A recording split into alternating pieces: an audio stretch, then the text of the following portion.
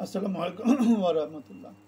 বাংলাদেশের তৈরি পোশাক খাতে মোটামুটি একটা অস্থির পরিস্থিতি বিরাজ করছে এবং একটা খবর এসেছে প্রায় 25% থেকে 30% অর্ডার অন্য দেশে সরে গেছে এবং যেটা প্রায় 1000 থেকে 1200 কোটি মার্কিন ডলারের সমান হতে পারে।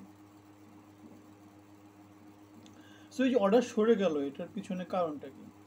এটার পিছনে কারণ হচ্ছে বৈশ্বিক একটা মন্দা তৈরি হয়েছে। বাংলাদেশের পোশাক শিল্প খাতে একটা অস্থিরতা বিরাজ করছে এবং সাপ্লাই চেইনের যেই ব্যাপারটা সেটা যেহেতু বাংলাদেশে অস্থির পরিস্থিতি বিরাজ করছে, সো যারা বাংলাদেশ থেকে পোশাক নেয় তারা সাপ্লাই চেইন নিয়ে যে অস্থিরতা সে অস্থিরতাটা তারা বিজনেস থেকে সরাতে চাচ্ছে। সেই জন্য যে সমস্ত দেশগুলো অনেক বেশি স্টেবল, যাদের ইকোনমিক আউটলুক অনেক ভালো, বাংলাদেশ থেকে তারা অর্ডারগুলো সরিয়ে তাদের দিকে নিয়ে যাচ্ছে। আমরা জানি বাংলাদেশের ইকোনমিক আউটলুকটা খারাপ, কারণ মুডিজ ইন্টারন্যাশনাল যে ক্রেডিট রেটিং এজেন্সি তারা বাংলাদেশে ক্রেডিট রেটিং কমিয়ে দিয়েছে। তার মানে হচ্ছে তারা দেখতে পাচ্ছে যে বাংলাদেশে সামনের ইকোনমিক আউটলুক খারাপ, বাংলাদেশের অর্থনীতি খারাপ সময় পার করবে। সেটা ডলার রিজার্ভের দিক থেকে হতে পারে, সেটা কর্মসংস্থানের দিক থেকে হতে পারে, সেটা কাঁচামাল আমদানি রপ্তানির দিক থেকে হতে পারে, সেটা ক্যাপিটাল মেশিনারিজ যা আছে সেদিক থেকে হতে পারে। কেননা এলসির যে ইনফরমেশন বা ডলারের যে রিজার্ভের ইনফরমেশন, এই সমস্ত ইনফরমেশনগুলো ক্রেডিট এজেন্সিগুলোর কাছে অনেক আগে থেকেই থাকে এবং তারা সেটা দেখে কোনো একটা দেশের ইকোনমিক আউটলুকটা কী সে নিয়ে তারা প্রেডিক্ট করে।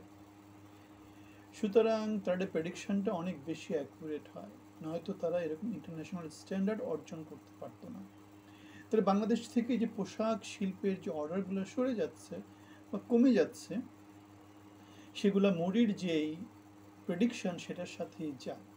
সো বাংলাদেশ একটা অর্থনৈতিক খারাপ দিকে বাংলাদেশ ধীরে ধীরে আগাচ্ছে এবং আমাদের মন্ত্রী পরিষদের উপদেষ্টা পরিষদের যে কার্যক্রম, যে কাজ তারা নিচ্ছে, যেভাবে তারা তাদের কর্ম সম্পাদন করাকে ম্যানেজ করছে, তাতে আমাদের জন্য সামনে আরও খারাপ সময় অপেক্ষা করছে।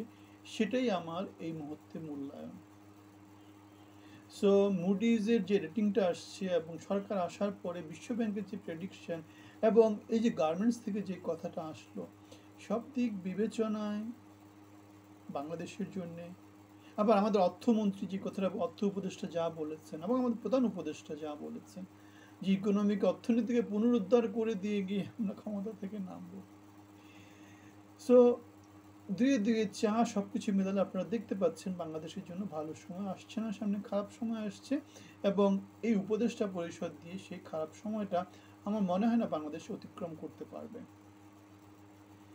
কেননা এদের আসার পরে এদের যে প্রেডিকশন ছিল সেটা হচ্ছে ডিসেম্বরের মধ্যে ব্যাংকিং ব্যবস্থা ভালো করে দিব, অর্থনীতিকে পুনরুদ্ধার করে দিব, এমন একটা কথা ছিল। 6 মাস সময়ের পরে বাংলাদেশ ব্যাংকের গভর্নর মনে হয় কথাটা বলেছিল। তাহলে এখন 6 মাস যাওয়ার পরে বা 4 মাস 5 মাস যাওয়ার পরে এদের মূল্যায়ন হচ্ছে, এটা বিশ্ব আমাদেরকে এভাবে মূল্যায়ন করছে। সো আমরা দেখতে পাচ্ছি সামনে খারাপ সময়। আপনার যদি ভিন্ন মত থেকে জানাবেন, ভালো থাকবেন, ধন্যবাদ।